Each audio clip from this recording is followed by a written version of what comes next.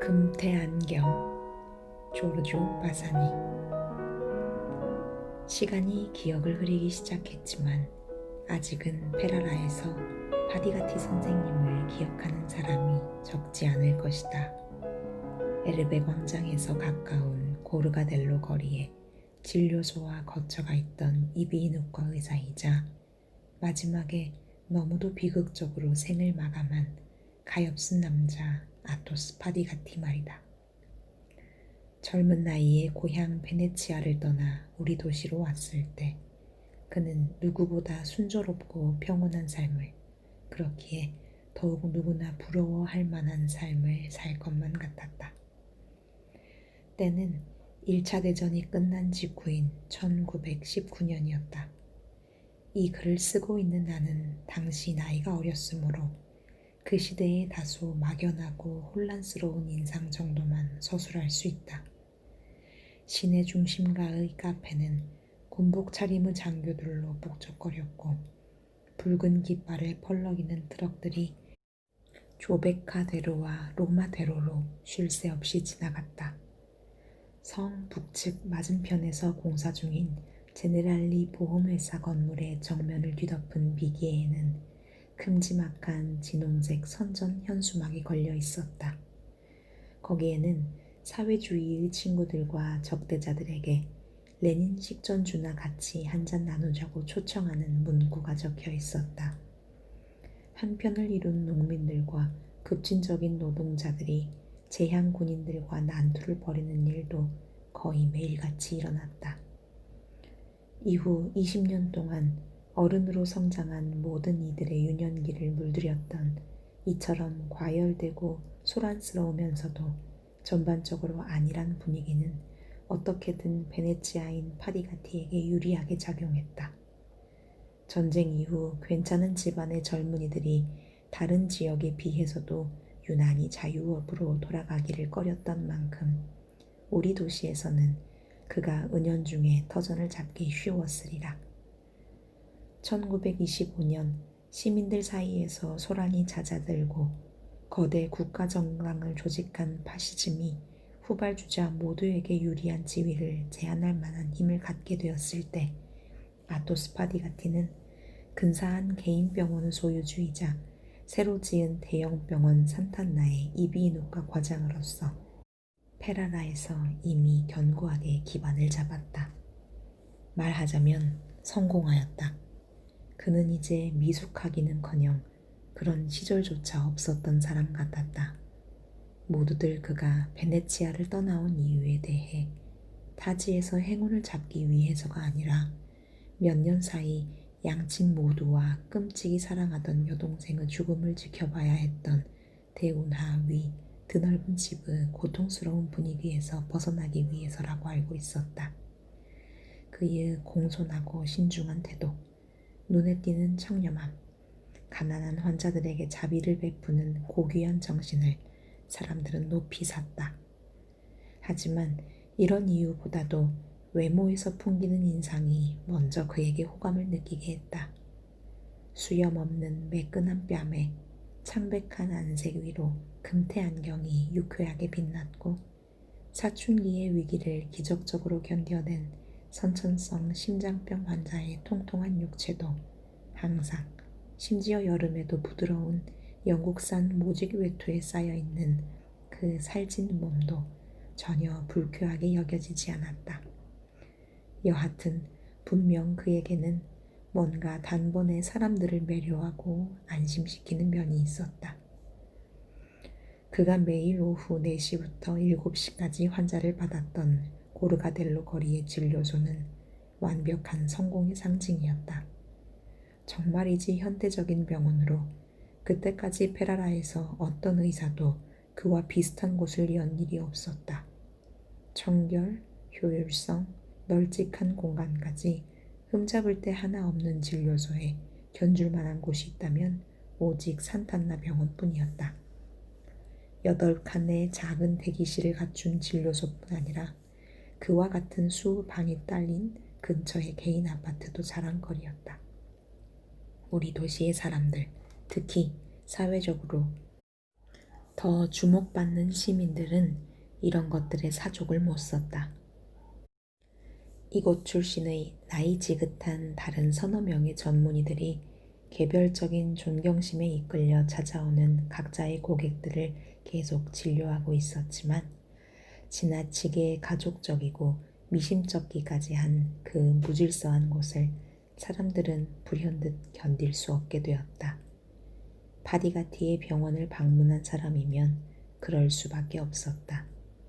다른 의사의 병원에 가면 환자들은 얄팍한 칸막이 벽을 통해 항상 유쾌하게 북적대는 다른 집의 소리가 아득히 들려오는 대기실에 앉아 짐승처럼 다닥다닥 붙어 있어야 했다.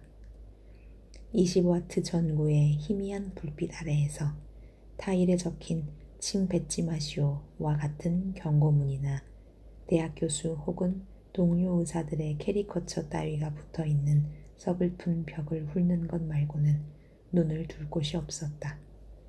게다가 의대생들이 다 모인 앞에서 끔찍한 관장 시술을 받는 환자들 하며 더 불행하고 암담한 모습, 이를테면 외과 의사로 변장한 죽음의 화신이 비웃음을 흘리며 집도하는 개복 수술 장면 같은 것은 또 어떻고. 이런 일이 어떻게 가능했을까? 어떻게. 중세시대에나 있었을 법한 대우를 여태껏 참고 견뎠단 말인가. 머지않아 모두들 파디가티의 병원으로 향했고 이것은 단순히 유행이라기보다는 실질적이고도 바람직한 처방이었다. 차디찬 바람이 두오모 광장에서 고르가델로 거리로 슉슉거리며 몰아치는 어느 겨울 저녁, 모피 코트를 두른 한 부유한 부르주아가 아주 가벼운 인후염을 핑계로 그 병원을 찾는다.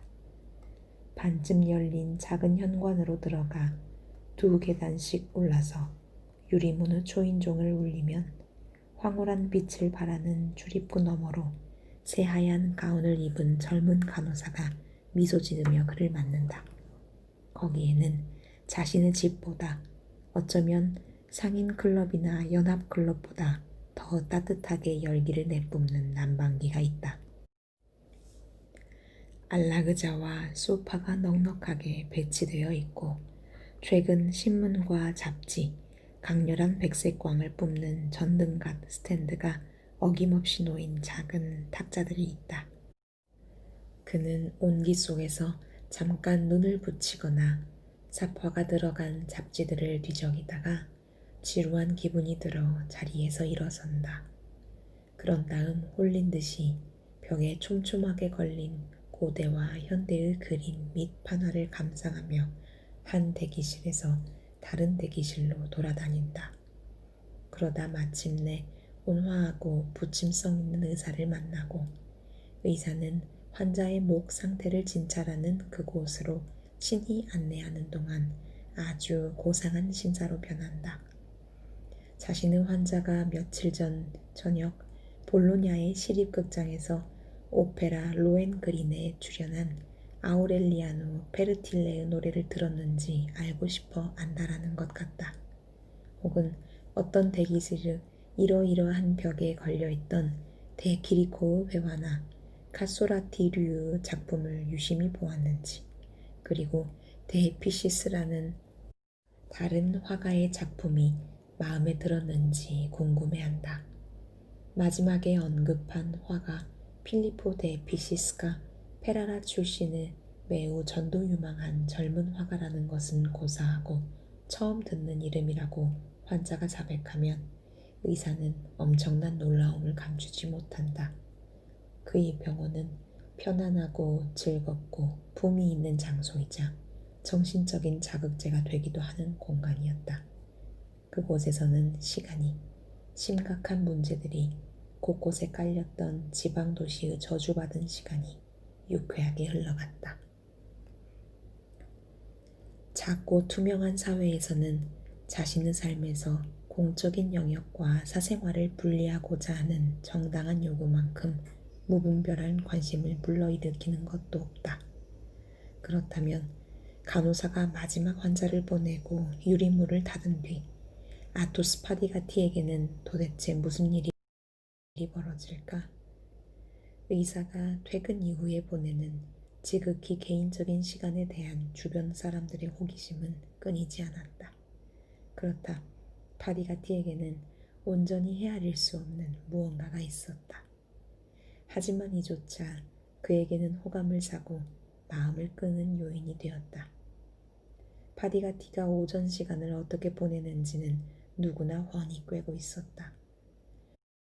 오전 9시부터 이미 산탄나 병원에서 진찰과 수술을 했으며 오후 1시까지 근무했다. 그런 뒤 1시와 2시 사이에 그가 조베카대로를 다시 걸어가는 모습이 자주 목격되었다. 그는 외투 주머니에 일간지 꼬리에레 델라 세라를 꽂은 채 기름에 절인 다랑어를 손에 들거나 슬라이스 햄 꾸러미를 새끼손가락에 매달고 걸어갔다. 그러니까 집에서 점심을 먹는 모양이었다. 그런데 그는 요리사를 두지 않았고 집과 진료실을 청소하는 시간제 가정부도 간호사보다 1시간 전인 오후 3시경에야 나타났다. 따라서 그는 자기 손으로 직접 일용할 양식을 준비한 셈인데 이 사실만으로도 이미 충분히 유별스러워 보였다. 저녁 식사 때도 당시 품격 있는 곳으로 꼽히던 도시의 몇 안 되는 레스토랑, 즉 빈첸초, 산드리나, 트리갈레티에 그가 나타나기를 바라는 것은 헛된 일이었다. 가정식 요리로 유명해 중년의 독신남들이 많이 찾던 그란키오 골목의 식당 로베라에도 오지 않았다. 하지만 이것이 그가 점심때처럼 집에서 식사한다는 의미는 아니었다. 그는 저녁 때 집에 머물러 있는 날이 없는 듯 했다. 8시나 8시 15분경 고르가델로 거리에서는 막 집 밖으로 나선 그의 모습을 종종 볼 수 있었다. 입구에서 그는 위를 쳐다보고 오른쪽과 왼쪽을 살피며 가야 할 방향과 시간을 종잡을 수 없는 사람처럼 잠시 머뭇거렸다. 그러다가 드디어 발걸음을 옮겨 늘 그렇듯 때마침 밀려드는 군중의 물결에 합류했으며 마치 베네치아의 메르체리의 거리를 거닐듯 베르살리에 리델포 거리의 휘황찬란한 진열장 앞을 느긋하게 지나치는 것이었다. 어디로 가는 걸까? 얼핏 보기에는 딱히 정해진 행선지 없이 여기저기를 어슬렁거리며 돌아다니는 것 같았다. 고된 일과를 마치면 그는 군중 속에서 즐거움을 찾곤 했다. 흥겹고 떠들썩하며 얼굴 없는 군중. 저녁 8시에서 9시 사이 키 훤칠하고 뚱뚱한 체형에 신사용 중절모를 쓰고 노란 장갑을 낀 그의 모습은 도시 어디서나 사람들의 눈에 띄었다. 겨울이라면 주머니 주인 모피로 안감을 댄 외투를 입고 오른쪽 주머니에는 지팡이의 손잡이 부분이 걸려 있을 것이다. 이따금씩 그는 마치니 거리와 사라체노 거리에 있는 몇몇 상점 앞에 가만히 선 채 앞에 있는 누군가의 어깨 너머로 진열장을 응시했다. 종종 두오모 성당의 남쪽 측면이나 트라발리오 광장 또는 가리발디 거리에 줄지어 늘어선 장신구나 당과류를 파는 노점상 앞에서 발걸음을 멈추고는 가판에 진열된 싸구려 물건들을 잠자코 물끄러미 바라보기도 했다. 어쨌든 파디가티가 가장 빈번하게 지나다니는 곳은 산 로마노 거리의 비좁고 혼잡한 인도였다. 튀긴 생선과 살라미, 포도주, 싸구려 옷감에서 풍기는 시큼한 냄새가 가득하고 무엇보다 평범한 여인네, 군인, 청년, 망토를 걸친 농부들로 붐비는 그곳은 낮은 주랑 아래서 생기 있고 쾌활하고 기쁨에 찬 눈빛을 반짝이며 얼굴 한가득 희미한 미소를 머금은 그를 보는 일은 놀랍기만 했다.